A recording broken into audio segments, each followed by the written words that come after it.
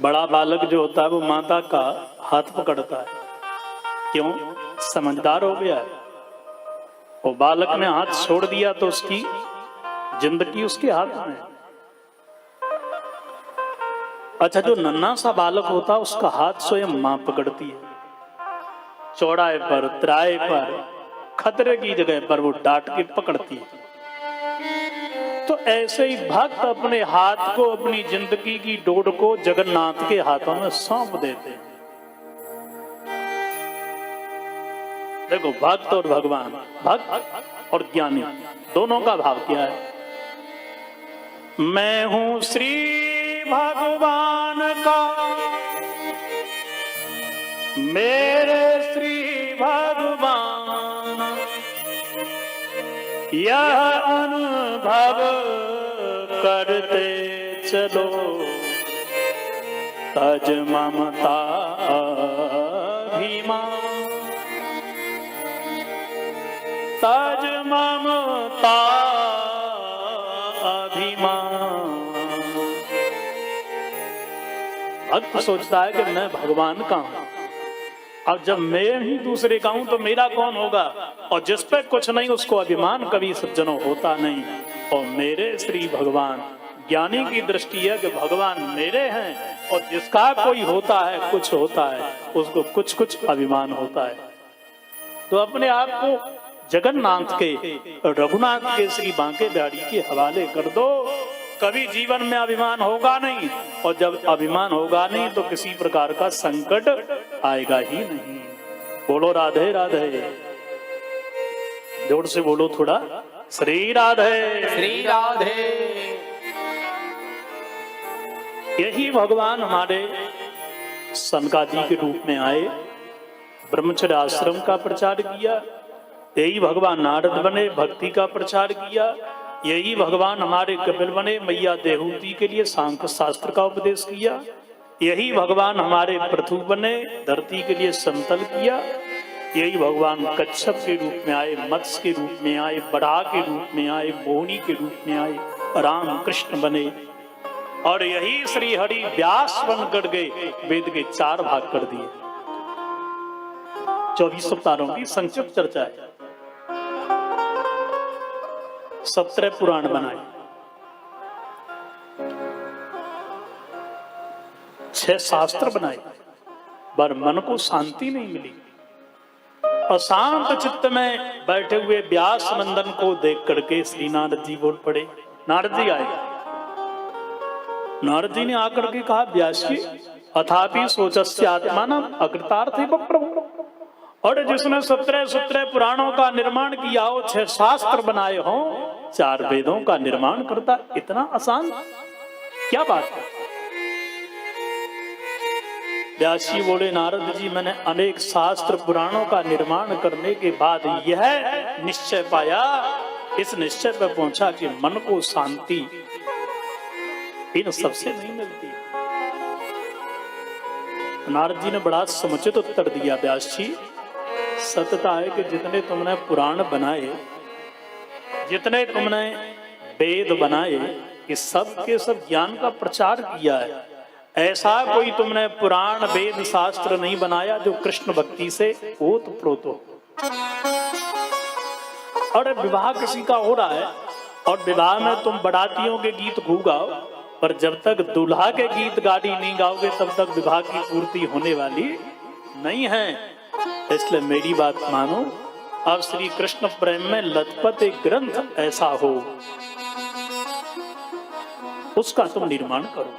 देखो, प्राणी दुखी कब तक होता है? जब तक इंसान का संबंध भगवान से नहीं है, तब तक वो दुखी है। और जैसे ही जीवात्मा का संबंध परमात्मा से जुड़ा के सारे क्लेश उसके खत्म, नष्ट हो जाते। और तो छोड़ो, मुझे देख लो आप,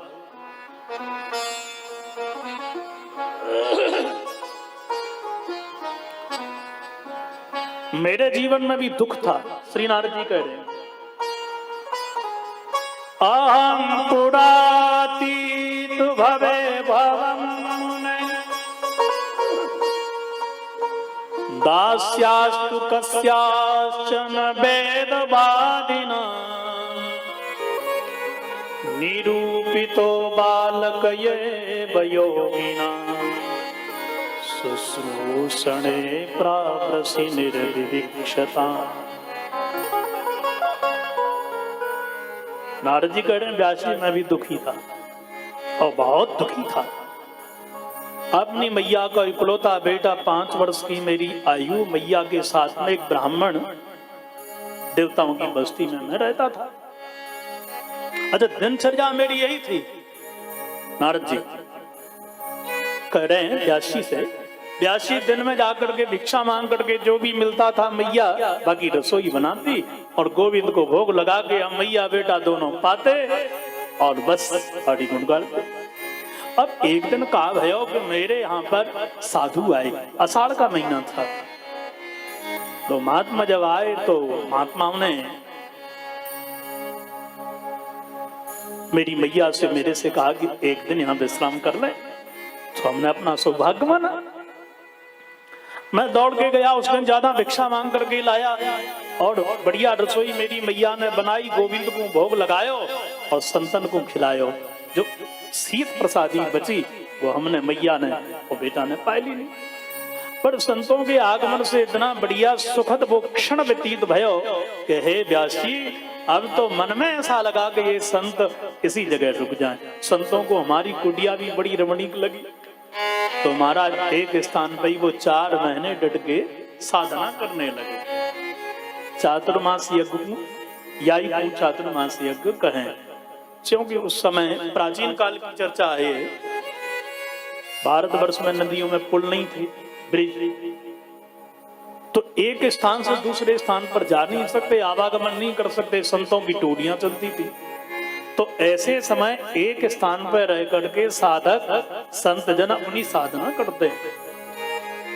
अब नारद जी नित्य प्रति भिक्षा करके लाए, भोग मैया बनाए, गोविंद को लगा करके संतन को खिलाए। और नारद जी के अंदर एक लालसा जागृत हो गई, आहा मैं भी बाबा बन जाऊं और पीत वस्त्र धारण करके हाथ में कमंडल लेकर के जटा रखाए करके भजन करूं गोविंद को। पर ऐसे सौभाग्य मेरे कहां? क्यों? नारद जी कह रहे हैं, श्री प्रभु दत्त ब्रह्मचारी जी ने लिखा है, हो नित सोचूं जी गीत माता कछु गावे, होवे बेटा बड़ो बहु बटुआसी आवे, माँ के मन की नहीं भई मृत्यु पास में पस गई, दूध दोहन घर ते गई, काली नाग ने 10 लई। नारद जी बोले व्यास जी नित्य प्रति मैया गीत गावे, झाड़ू लगाते समय, पानी भरते समय, घर लीपते समय एक ही गीत है कि बस मेरो नारद बड़ो हो जाको ब्याह करूं, बहू आवेगी मोकू रोटी खिलावेगी या की सेवा करेगी, बस छोड़ा को ब्याह हो जाए। अब नारद जी ने विचार किया, हे भगवान मैया की आज्ञा नहीं मानी तो नरक मिलेगा, माना, यदि आज्ञा मानी तो संसार की आसक्ति की दलदल में फंस जाऊंगा। अब भजन कैसे करूं, क्या करूं?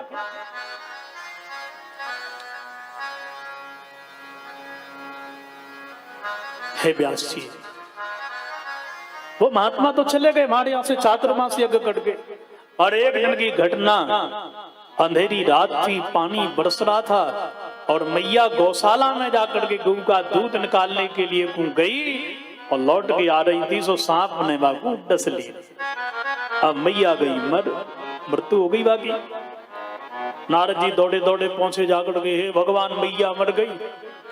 पर यदि मैं चिल्लाए और रोने लगो तो गांव के लोग आवेंगे, तो गांव के लोग आकर के कहेंगे आपको जलाओ, फिर कहेंगे अंत्येष्टि करने के बाद में त्रयोदशी करो, और कहीं सबके बाद में गांव वालों ने पकड़ के काऊ ब्राह्मण की छोरी के साथ हमारा ब्याह कर दीनो तो हम तो वहीं के वहीं रहे।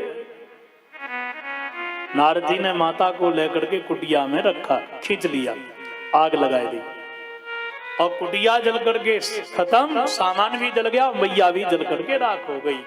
मोह मई मम मात मरी में घर ते भाग्यो। व्यास जी से नारद जी कहते हैं, हे व्यास जी, मोह की साक्षात प्रतिमा यदि कोई जगत में है तो वो अपनी मैया है, इससे बड़ी कोई देवी है ही नहीं। बस नारद जी वहां से भागे, कोई आना जाए गांव को सदस्य मुझको पकड़ के फिर ग्रस्त ना बनाए दे। नारद जी दौड़े दौड़े उत्तर दिशा में भागे। गर्मी की बेला थी, प्यास लग रही थी, व्याकुल हो गए। जमुना का तट आ गया, मैंने जाकर के पानी पी करके अपनी प्यास को बुझायो और प्यास को बुझा करके मैंने हे व्यासी बाग जमुना मैया में डुबकी लगाई। उसकी आसन पर बैठ करके मैंने ध्यान लगाया और ध्यान लगाते ही श्री हरि मेरे चित्त में आए गए। हृदयासीन में सनई हरि, ठाकुर जी मेरे चित्त में आ गए। और थोड़ी देर में वो अंतर्हित हो गए। मैं घबरा गया। आकाशवाणी, भाई नारद तुम्हारा भजन अभी कच्चा है, जब पक जाएगा तो मेरी प्राप्ति तुम्हारे लिए होगी, अभी तुम्हारा भजन कच्चा है। मैंने भजन किया और भजन करते करते शरीर छूट गया।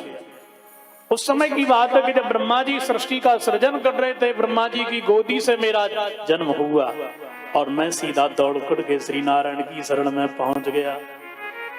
भगवान श्री त्रिलोकीनाथ बैठे हुए थे, बीणा बजा रहे थे। तो बीणा को निहार करके श्री नारद जी ने ठाकुर जी से कहा, सरकार ये बीणा मुझे प्रदान कर दो ना। भगवान श्री हरि ने कहा कि तुम क्या करोगे? बोले इस बीणा के स्वर को छेड़ते हुए राग के द्वारा मैं आपके अंदर अनुराग लगा करके भजन करूंगा। बस मैं भजन करने लगा, प्रभु ने मुझे बीणा को दे दिया। देवदत्ता में मान बीणा स्वर ब्रह्म विभूषिता मूर्छयत्वा हरि कथा गायमान चराम्यहम्। श्री नारद जी कहते हैं, व्यासी उसी दिन से बीणा को लेकर के बजाते हुए मैं श्री हरि गुण गाता रहता हूं। दुख क्या होता है ये मैं नहीं जानता, बस मैं तो ये जानता हूं कि श्री हरि नारायण को भूल जाना दुख है और उनको याद करना ही सुख है। इसलिए हरि स्मरण करते रहो। ठाकुर जी का भजन ही जीवन का सार है और सब बेकार है। मेरे कहने से तुम कृष्ण के प्रेम में लथपथ ओतप्रोत प्रेम से भरा हुआ ग्रंथ बनाओ भागवत पुराण। व्यासी ने नारद जी का पूजन किया। नारद जी यहां से चले गए।